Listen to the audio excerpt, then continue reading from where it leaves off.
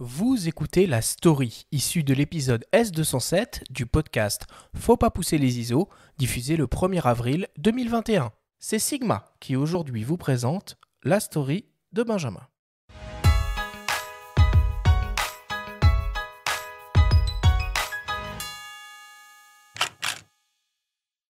Dès la création de Delpire Éditeur, il y a 70 ans, Robert Delpire, disparu en septembre 2017, a été un génial pionnier dans la publication d'œuvres de Marc Ribot, Henri Cartier-Bresson ou William Klein. Il fut aussi le premier éditeur du cultissime ouvrage Les Américains de Robert Frank. En parallèle, il s'est toujours intéressé de près à la littérature enfantine. On lui doit ainsi des albums tels Max et les Maxi-Monstres de Maurice Sindac ou Les Larmes de crocodile d'André François. Ce qui l'anime avant tout, c'est l'illustration et l'image, comme nous l'explique Julien Friedman, directeur des éditions Delpire & Co. Delpire a cette sensibilité pour l'illustration et cet intérêt pour le livre pour enfants.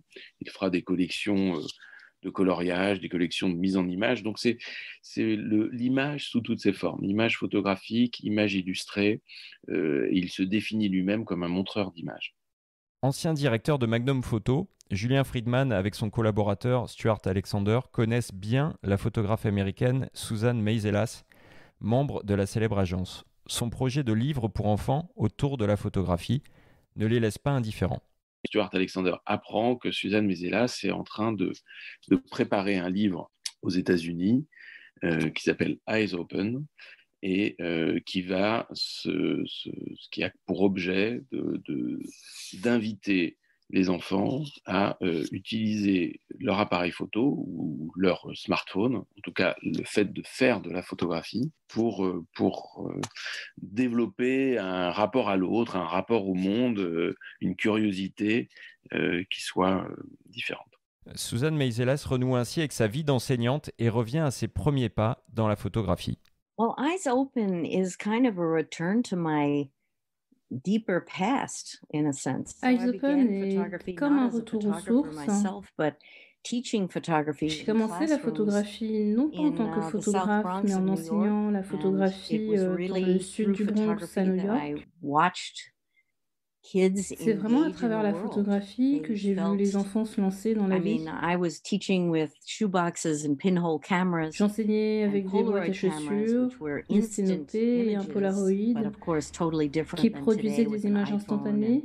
C'était vraiment différent de ce qu'on fait aujourd'hui avec les procédés numériques et l'iPhone par exemple. Les enfants étaient très réceptifs, ce qui les incitait à s'ouvrir au monde qui les entoure. Voilà, c'est ce que j'ai fait pendant plusieurs années avant de me lancer moi-même. L'appareil était un bon moyen d'être là où je n'étais pas censée être. Un travail qui débouche à l'époque sur Learn to See, publié dans les années 70, dont Eyes Open est une version réactualisée qui vise à éveiller la curiosité des plus jeunes. The book is just a beginning place, you know, it's just a beginning, a set of ideas to get kids seeing the world that's around them. Le livre n'est qu'un point de départ, c'est un ensemble d'idées et de pistes afin d'amener les enfants à voir le monde qui les entoure sous un autre angle. Parfois, les exercices, ils invitent littéralement à trouver des lettres, par exemple. C'est le cas du projet Alphabétographie. D'autres les incitent à se concentrer sur différents types de portes ou encore à imaginer des paysages. C'est vraiment un livre qui tente de titiller l'imagination des personnes curieuses. Fidèle à son approche collaborative, elle a sollicité des photographes de renom comme Alex Webb, Cindy Sherman ou Saliman, ainsi que des enseignants. Elle a contacté un certain nombre de professeurs à nouveau, leur a proposé des activités à mener avec les élèves, a récupéré l'ensemble de ses travaux et en regard de ses travaux et de ses idées, a demandé ou a sollicité les travaux de grands photographes connus et importants aujourd'hui dans les pratiques contemporaines et a mis en regard sur des thématiques similaires les travaux des enfants et les travaux des photographes.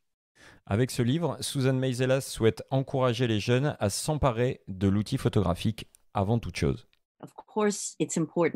Bien sûr, c'est évident que comprendre la lumière, l'impact du mouvement sur les images, l'importance de l'instant décisif, ou encore la gestuelle est très important. Les façons d'apprendre sont d'ailleurs très diverses. Quand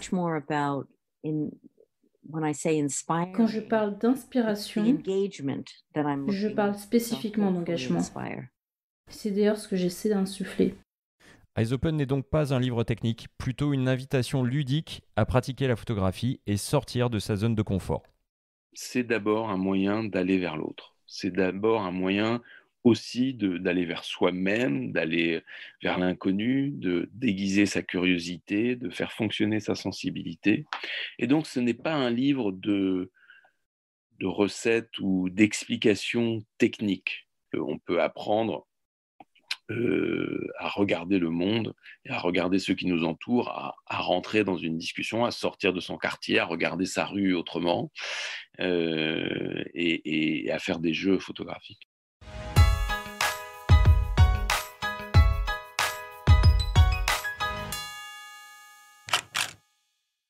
On remercie évidemment Sandrine Dipa pour la traduction. Benjamin, quand est-ce qu'il sort ce bouquin ? Eh bien, et c'est pas une blague, il sort le 1er avril, il sort aujourd'hui, le jour de la diffusion. Ah ouais, ça tombe plutôt bien. En fait, c'est un bouquin donc dans la collection Delpire & Co, qui est une nouvelle collection des éditions Delpire. Donc, Robert Delpire, c'est quand même peut-être le plus grand éditeur de livres photos de l'histoire récente, de l'histoire de la photographie, au moins en France, qui a notamment lancé la collection Photopoche à l'époque. Et cette collection, désormais, est reprise dirigée par Julien Friedman, ancien directeur de Magnum, qui a donc ses entrées aussi avec des photographes comme Suzanne Meiselas. Et c'est un bouquin assez rafraîchissant qui peut donner plein d'idées de séries, notamment donc à des enfants à qui on peut confier n'importe quel appareil. Et ça donne vraiment des clés, mais aussi à des adultes. Moi, ça m'a donné envie d'aller faire peut-être quelques travaux dès qu'on pourra sortir un peu plus de 10 km au moins en Ile-de-France, quoi. Quentin, je sais que tu as aussi une formation un peu de formateur. Tu as déjà fait des ateliers où on essayé d'enseigner la photographie à des enfants ? Alors des enfants pas vraiment, mais je l'ai fait avec des adolescents qui avaient, donc c'est aux alentours de 15 ans, tu vois, c'était des gens qui étaient en 3e, seconde. Justement, j'avais essayé de les former à la photo publicitaire, c'est-à-dire leur faire de l'analyse d'images et puis de reproduire ensuite des images. Là, je me demandais justement, ce livre, c'est quelle tranche d'âge ? Parce que tu disais qu'effectivement, même un adulte pourrait le lire, mais il a été conçu plutôt pour des enfants de quel âge ? Alors, c'est plutôt pour des écoles. Ça peut être de l'école primaire jusqu'au lycée, en fait. On est vraiment à la fois sur les enfants, les ados. Je crois que son idée, par rapport au projet originel dans les années 70, qui était de confier des Polaroids, c'est de, même avec un smartphone, avec un outil hyper intuitif, d'aller réaliser ces séries-là. Le bouquin est vraiment... La mise en page est très sommaire, c'est-à-dire beaucoup d'images, des gros exergues. Donc, dès l'âge de 7-8 ans, des enfants peuvent s'emparer de l'outil et aller s'inspirer des images qu'ils voient et faire des photos, en fait. C'est vraiment assez ouvert comme tranche d'âge. Ouais, ce qui est marrant, tu vois, c'est que d'expérience, j'ai eu l'occasion effectivement de former aussi bien des adolescents que des gens un peu plus âgés. Et je trouve que chez les adolescents, en tout cas, il y a plus de créativité, peut-être moins de barrières, ils se censurent moins. Et j'ai eu l'occasion de voir justement par ces ateliers que j'avais fait à l'époque des idées hyper créatives, très intéressantes, que j'avais même du mal à retrouver quand j'intervenais par exemple au Gobelin ou même dans des masters de création de contenu dans lesquels pareil j'essaie d'enseigner un peu le langage publicitaire. Et je trouve que les gamins de 15 ans y arrivaient mieux que d'autres qui en ont 25, quoi.